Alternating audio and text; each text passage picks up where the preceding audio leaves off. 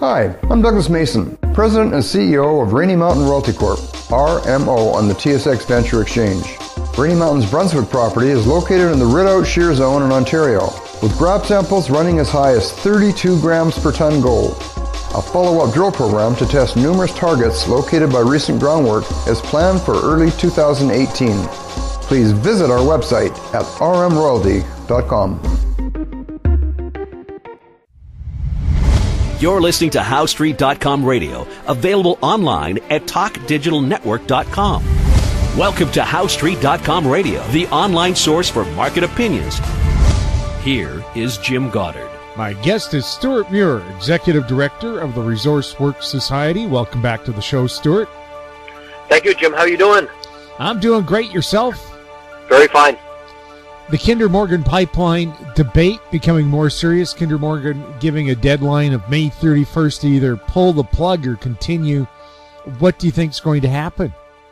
Well, I think in the end there's a good chance of success that Canada will be able to come out ahead as a country and get this project completed. If we don't, the loss to the country is not just one project, it's a major reputational hit as a place to do business. It means that we will not be able to have the same quality of life that's so importantly tied to our exports right now. So there's so much at stake. We've got to see this get done. Now, we have a number of options. Today we have Alberta Premier Rachel Notley saying if Kinder Morgan doesn't want to do it, Alberta will take over the project. Is that viable? Well, that's not a bad idea. I think if you look back, Peter Lougheed in the 1970s took over one of the airlines for a period when it was struggling. Once it was back on its feet, he sold it off. We've seen different attempts at different times by governments to intervene. Think of the Lehman Brothers collapse and what in 2007 the American government did with General Motors. Canada participated in that when they had a tough time. After passage of time, they were able to hand it back to the company. And so it's not as if there's no precedent for governments to take on projects of this kind, usually for short-term purposes. I don't think anyone would want to see a provincial or federal government in that business for a long time. It's not really a principle for how we conduct business in this country to have state ownership of that kind. It's been out of fashion for a long time. But I think it's not dismissible. It's worth looking at. What about the risk to taxpayers from that, though?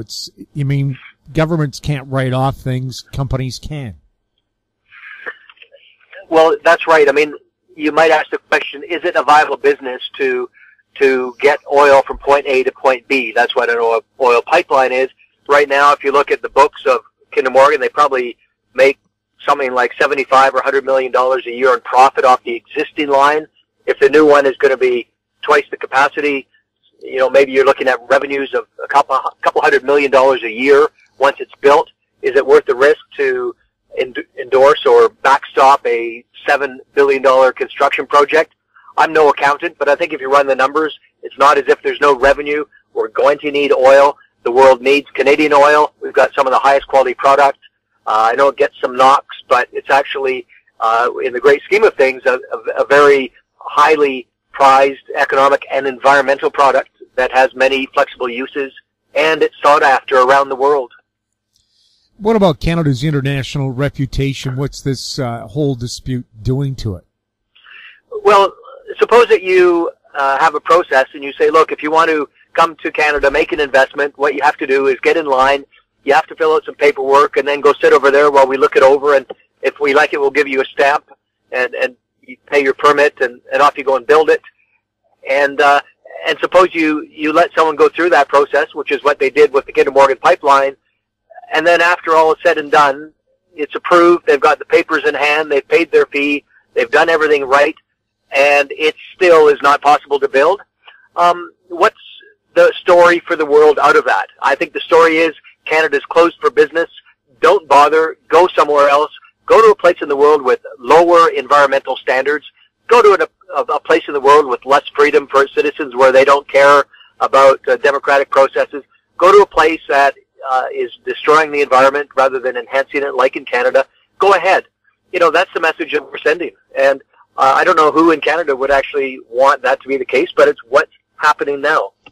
Well, it seems to be the kind of thing that happens to you in the Congo or some other third world country where the rule of law just doesn't mean anything.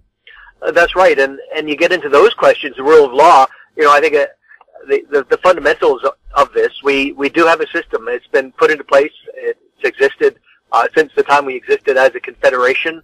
And now, because of a very small minority of extremely vocal, good marketers. I mean, you have to give points to the protesters. They've got some smart people, even though they're entirely wrong-headed and they're actually doing more harm for the environment than good.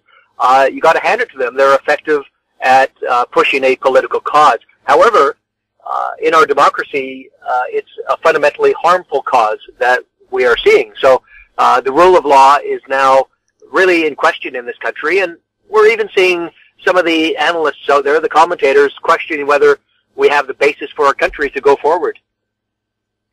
Is this a constitutional crisis, as some have put it? Well, I think it is in slow motion. In some situations it happens more quickly. In others, it's a slow burn. I think this is a slow burn. It's been unfolding for many months in this way, but also the context is that of many years where we've seen how a distorted democratic process in which a small minority with a sort of mob mentality can usurp the authority of elected governments. What does it say when we have elected members of parliament being arrested for illegally protesting? Well, I think they probably didn't get very good advice beforehand if they're now complaining that they shouldn't be charged criminally, because they did hold the court in contempt. I think every school child comes out of school at grade 7 with some idea of what it means to respect judges and the court system. Elizabeth May and an NDP member of Parliament for Burnaby, maybe they didn't go through primary school, but every other Canadian knows that we respect judges and the law and the courts. Well, Kennedy Stewart is a political science professor at Simon Fraser University, so it's doubtful he doesn't know how the political and legal process works. I suppose so. We'll have more with Stewart Muir right after the break. Vatic Ventures Corp is a potash exploration company focused on the Korat Basin in Thailand, the world's largest undeveloped potash resource. Vatic's management has extensive potash exploration and development experience in Thailand. Vatic will have marketing advantage compared to Western producers. Drill program commences this spring. Vatic trades on the TSX Venture, symbol VCV, and on Frankfurt, symbol V8V2. Visit our website, vaticventures.com. Avon Resources Limited is a gold exploration company with significant projects in British Columbia, Saskatchewan, and the Yukon. Trading on the TSX Venture Exchange, symbol ABN, and the pink symbol ABN-AF. Surrounded by world-class gold deposits and mines, Avon's 23,000 hectares Forest Kerr Gold Project is located in the heart of the Golden Triangle in northwestern BC. For more information, visit us at avonresources.com. Welcome back. I'm speaking with Stewart Muir. Stewart, BC Supreme Court judge has suggested that high-profile protesters like Green Party leader Elizabeth May and NDP member of Parliament Stuart Kennedy, or Kennedy Stewart, should face criminal contempt charges instead of civil contempt because it's so obvious that they are flouting the law. What's your position on that? Well, I think a lot of legislators who aren't those individuals are looking at the situation and saying, well, when I got sent to my legislature or to the House of Commons, it was to make laws, not break laws. But here we have two individuals who've chosen to break laws rather than make laws. And I think for the average person, it's quite a confounding situation. You know, we send them to those positions to govern and construct legal instruments that will allow our society to run smoothly. That's what a law is meant to do. But here we have legislators who hold the law in contempt. I think they deserve whatever's coming for them because they wish not to work through the processes we've got, which are really the best in the world. But they've rejected the Canadian way. Should they be sanctioned by the House of Commons? Well, maybe they should be sent for a free trip to Saudi Arabia, where we can see how they succeed in protesting against some petrochemical investments there. They're building pipelines unfettered. We don't see Elizabeth May going to Saudi Arabia to protest that, even though Canada actually spends hundreds of millions of dollars to import Saudi oil, as a parenthetical sidebar statement. But maybe after coming back from Saudi Arabia, they would have a better appreciation of just how good our democratic and regulatory and environmental processes are in this country. Don't Middle Eastern oil-producing countries finance environmental protesters here?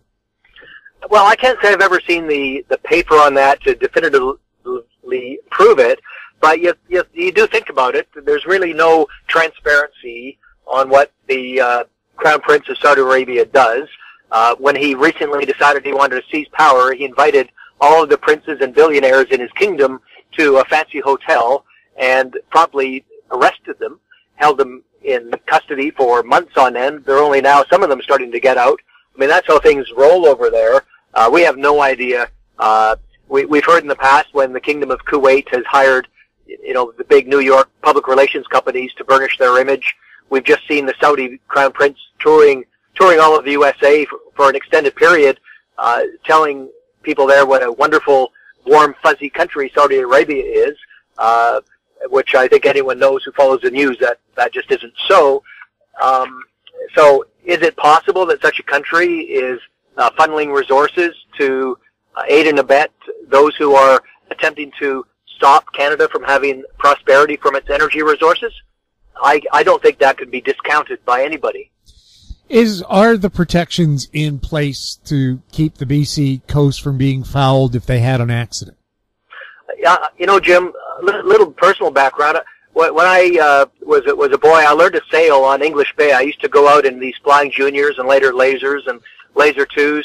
We would go out to the freighters out there, and I've seen those ships my whole life. They've operated safely in English Bay. I've gone sailing in the Strait of Georgia. I've actually contributed to an award-winning book about the natural history of the Strait of Georgia. I consider myself actually a bit of a buff in that area. I've also, over the last 2 months, been studying intensively the tanker safety and spill response procedures and protections we have. I'll be launching a new paper. I'll be publishing a paper this week on my findings there. A 100-page paper will be coming out with. And I would say that, there is a very considerable long-term set of protections in place.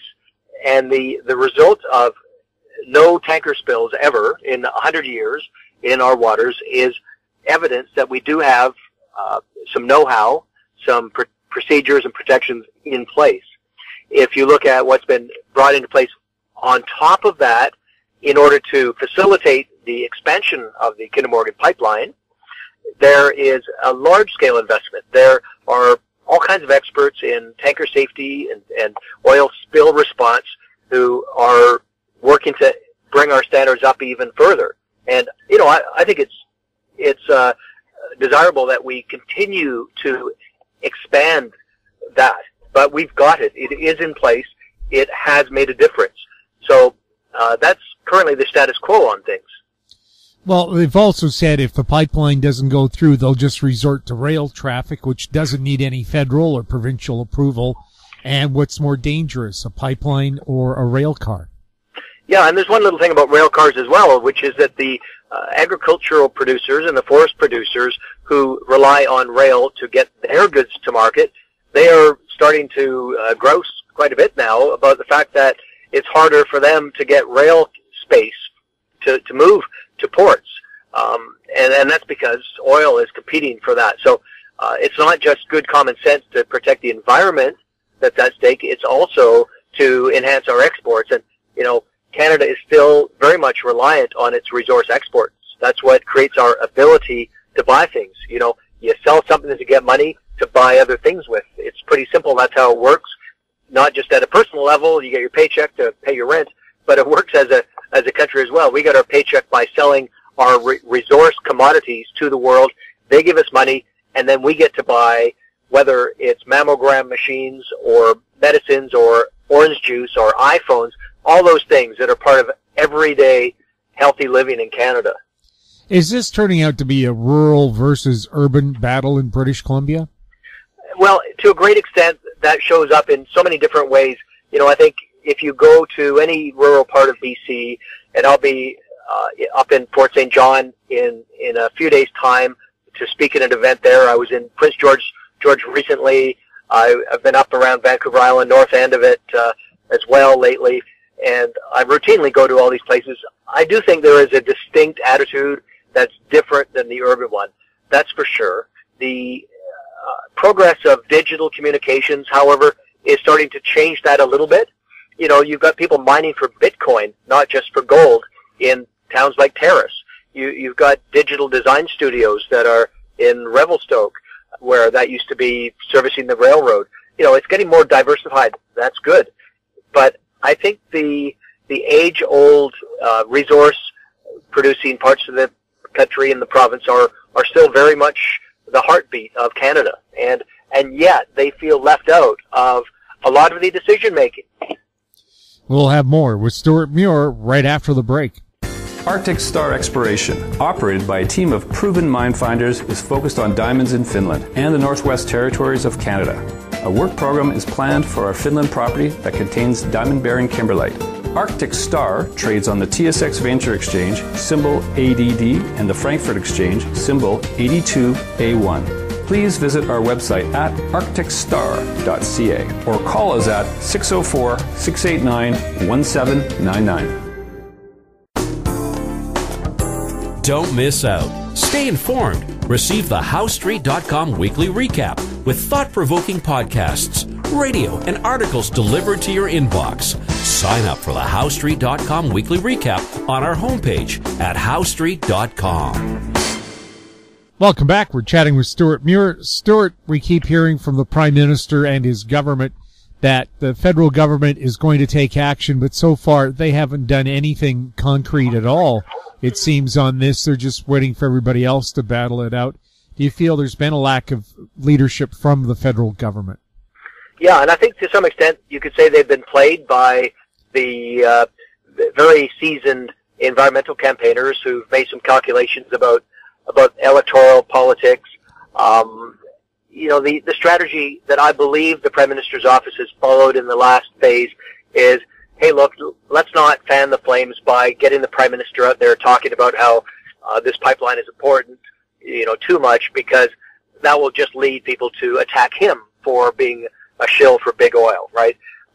And that would be, the argument goes, handing an opportunity to those who oppose the pipeline to just, you know, beat on Justin Trudeau even more than they do already, and they do. So I think that's been tested in the last week or so when Kinder Morgan Company came out on Sunday with its surprise announcement to suspend the current phase spending. I think the PMO did have to have a moment of reflection, or possibly continuing to reflect on how to go forward. I believe that if the Prime Minister doesn't become a national leader to break conflict and be a solution provider for Canada and Canadians on this issue, then he's going to have some very tough questions emerging, not just from Canadians in the West, Alberta, BC, who see the link to prosperity. He's also going to have those in his own caucus saying, Prime Minister, we need you to step up here, sir. Well, couldn't they pass a bill right away, the Canadian Oil Emergency Act, saying anyone who steps in the way is breaking the law, so even governments couldn't, you know, further delay this by court cases that have, in every case it seems, been rejected? Well, I think that's an interesting scenario, Jim, and I am pretty certain that the constitutional experts and minds in the legal profession right now are all talking about this. And I ran into one friend in the law profession yesterday who has a bit of a practice in constitutional law, and indeed he was very much engaged in this. A lot of minds are in this at the moment, And I think the answers are still coming forward. But there's law, there's society, there's business, and there's politics. And in the political realm, we need to see a politician-led solution. That's a head parade. We've come to that time. It's no longer acceptable or possible just to leave it to be, solved by the chance whims of events, as if things will just turn out because they will. Action must be taken. I think what business people are saying is, Prime Minister, bring together Premier Horgan, Premier Notley. These are two very, very good individuals who I think both understand how the world works, but they have their own political realities, and the Prime Minister has his. But he's the one who's in charge of a federally approved pipeline process. We have a project. We have a $7 billion investment. It's waiting to happen. It's now stalled. It's now damaging the reputation of Canada. It's now denting our ability to provide for people. A lot of the very people who have been told that this is a bad project and are upset about it are the very ones who benefit most from the social benefits of having health care and the education system. These are things that everybody benefits from, and yet a small minority says, oh, it doesn't matter if we don't have that money from our trade. Well, it really does matter, and the Prime Minister needs to stand up. So he's got to help out Premier Horgan. He's got to help out Premier Notley. What's the economic impact to Canada if this doesn't go through? Well, it's experienced in different ways, and we talk about this a lot on our segments, Jim. I always enjoy this topic because, I think the average person, even in the media, I talk to friends in the media, and they'll say, well, this is really just to help Alberta, isn't it? And I shake my head at that because I completely disagree that the facts tell us that. What the facts say is that in the past 3 years, the crude oil export business has given Canada a $140 billion trade surplus that allows us to buy those iPhones and orange juice and vaccines, $5 billion a year in vaccines and medicine that we import. It lets us get those things. If we didn't have a trade surplus, we would not be able to get those things without going into debt. It would wind up like, Greece or Argentina, our economy, if we didn't have that trade surplus. And this is the problem. So, it's a real thing. And if you want to bring it a little closer to home, in BC, there's 700 plus companies that supply goods and services to the Canadian oil sands. There's in every community, places like Langley, all over Vancouver Island, you've got people supplying software. They're supplying specialized clothing and equipment. They are providing the legal and accounting and engineering expertise required to do these multi-billion-dollar oil sands projects. I just heard this morning from one of our supporters of ResourceWorks. He's at work today in the oil sands. They're building I think it's an $8 billion project for one of the big Canadian-owned companies. You own it and I own it, I'm sure, in our RRSPs, Jim, a familiar name. There's 2,200 people. A ton of them work in Alberta but live in BC.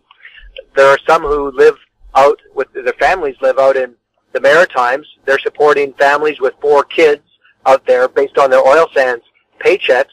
I know that there's Andrew Weaver, the Green Party leader in Victoria. He can't wait to kill those jobs and create a future of poverty for those children in Newfoundland.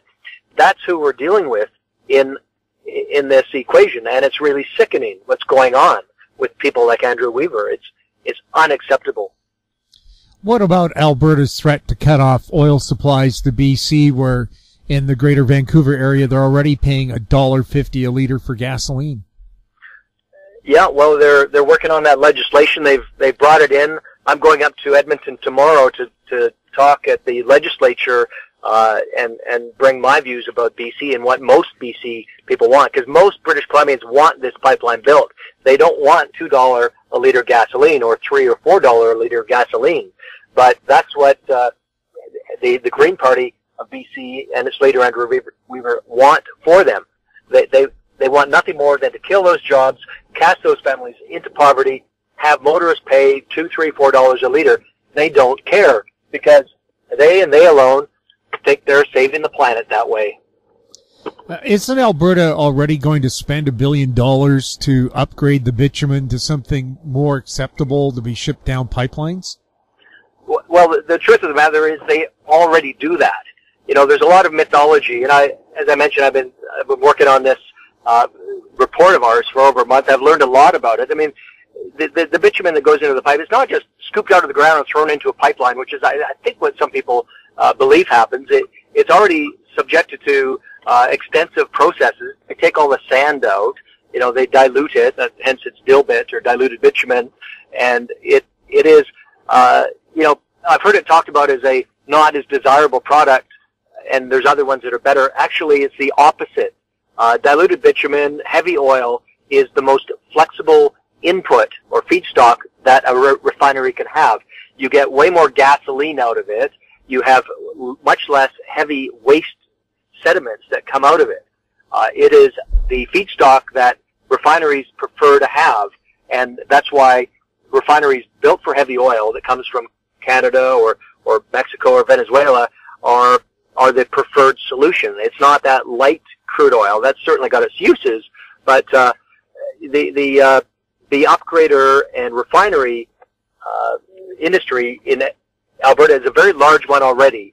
They have just recently opened the new Northwest upgrader that was under construction for many years. It has a large investment by the government of Alberta to get that going. It's state-of-the-art, environmentally desirable. You know, we have in the past had too much refinery capacity in the Lower Mainland, and that's why we've lost capacity. They've been closed down. We've got less. And to now say, let's just build a new refinery in Vancouver. Well, first of all, you have to put it somewhere. Can you imagine there not yet another big NIMBY movement against having a refinery in someone's backyard? Of course there would be. I mean, those who are advocating for refineries, I think they might believe that's a genuine thing to want, but ask them to think through what they're asking for and how realistic it is. You know, the oil and gas industry is not champing at the bit to make a big refinery investment in Vancouver tomorrow. And here's another thing, is that every country has got its own rules for the kind of gasoline that its cars can use. They have different markets with different needs. You know, in some places they might have a cook stove that needs a certain kind of blend or mix because that's just what they've built. They also have their own legal requirements. You know, you think of California. We hear in the news all the time about California and their fuel standards. Well, it's not just California that's got fuel standards. Every place has got fuel standards, and they have certain requirements that are particular to that place. So if you're going to have a refinery in Canada that is looking at the different requirements of different provinces of China or parts of India, and you have to have 10 or 50 or 100 different types of gasoline, you can't do that. And that's why refineries do tend to be located closer to the market. Stewart, any final thoughts here before we wrap up the interview? Well, I think this is going to go down as a moment the next few days and weeks in Canadian history where we made a decision about who we are as a country. You know, are we an environmental and social leader that is able to provide responsible, sustainable products to the world? Or are we a country that's beating a retreat from leadership that is going to spiral downward to become a resort for the rich, where only people who bring their money from abroad can afford to buy a house? You know, that's really what this comes down to. It's not about tanker safety. Tankers are safe. It's not about spill response. We will respond to spills should they ever happen. And so I think the proper understanding of this is that it's you know, it's not a pipeline decision. It's a future of Canada decision that we're making right now.